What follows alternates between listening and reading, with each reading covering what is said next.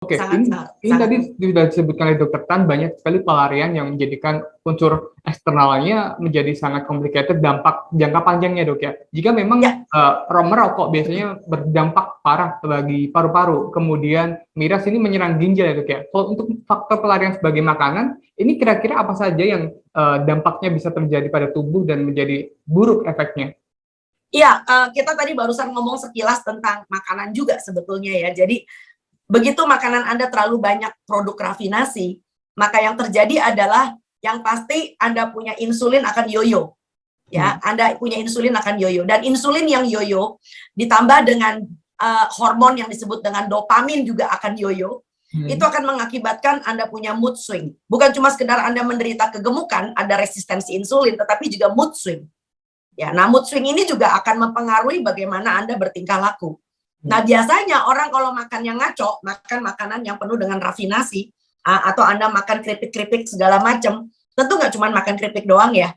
Anda pasti akan minum sesuatu yang juga ya kurang lebih mirip lah, ya, yang disebut dengan minuman ringan. Ya, nah sekarang banyak orang Indonesia senang dengan K-pop.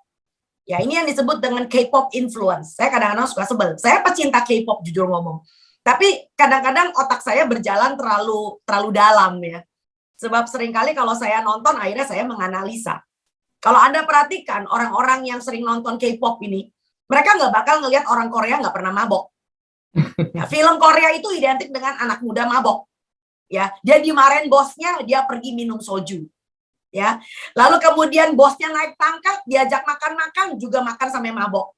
Ya, jadi Anda bisa bayangkan bahwa seakan-akan mabok itu adalah sesuatu yang menyenangkan. Dan Anda bisa lihat kalau orang-orang dewasa muda kita itu mengikuti yang seperti itu. Ya, dan Anda bisa lihat soju yang sama yang Anda lihat di drama Korea itu dijual di marketplace di mana-mana di Indonesia. Ya, jadi Anda bisa bayangkan bahwa itu kan film. Ya, tapi kalau Anda adaptasi, maka yang terjadi adalah ini bukan perkara cuma sekedar mabok ya. Maka Anda akan berpikir tentang nomor satu, obesitas.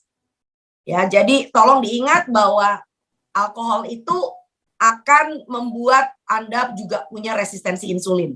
Hati-hati ya, orang Korea itu punya tabungan tuh kalau dia punya diabetes. Kalau kita kena diabetes bubar jalan.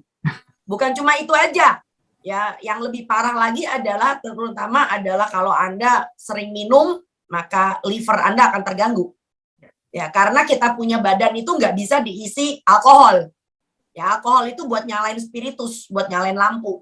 Ya, atau buat suci hama, antiseptik.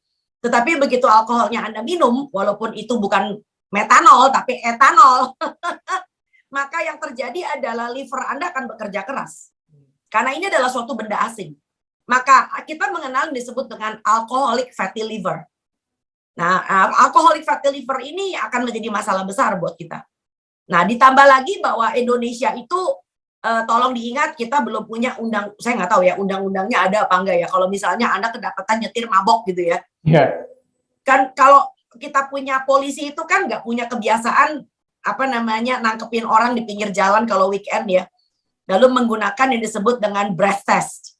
Ya, kalau di luar negeri itu di negara bule dan daerah Asia Timur sana, Jepang, Cina, Korea yang doyan mabok, itu kalau weekend biasanya secara random, secara acak dipanggil prit ke samping, lalu bukan cuma sekedar disuruh berjalan di atas garis, tetapi juga pakai breath test. Ya, nggak bisa enggak, kamu nggak boleh nolak breath test.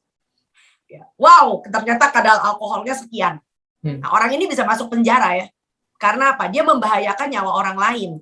Ya, jadi ini ngeri bukan main ya. Jadi bayangkan kalau Anda tinggal, ini nggak cuma di kota besar loh Mas, di kota kecil sudah mulai.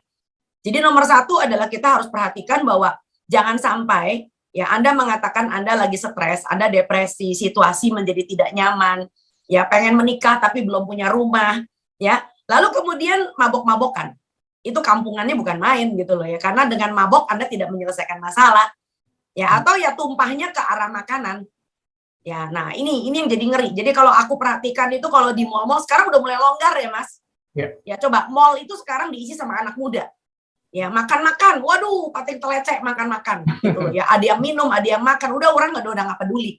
Nah coba kalau Anda lihat dari satu meja ke meja yang lain, itu mereka pilih makanan seperti apa. Ya, berbagai macam produk-produk yang sebetulnya bukan dari Indonesia. Ya, dari makanan-makanan selingan sampai dengan makanan utama yang nggak jauh-jauh dari rafinasi. Ya, sekarang Anda bisa bayangkan kalau Anda stres, Anda larinya ke makan. Udah alkohol, kedua makan. Ketiga, ngerokok dong. Wow. Itu aja, Mas. Oke, Dokter Tan. Terima kasih sudah nonton. Jangan lupa like, subscribe, dan share ya.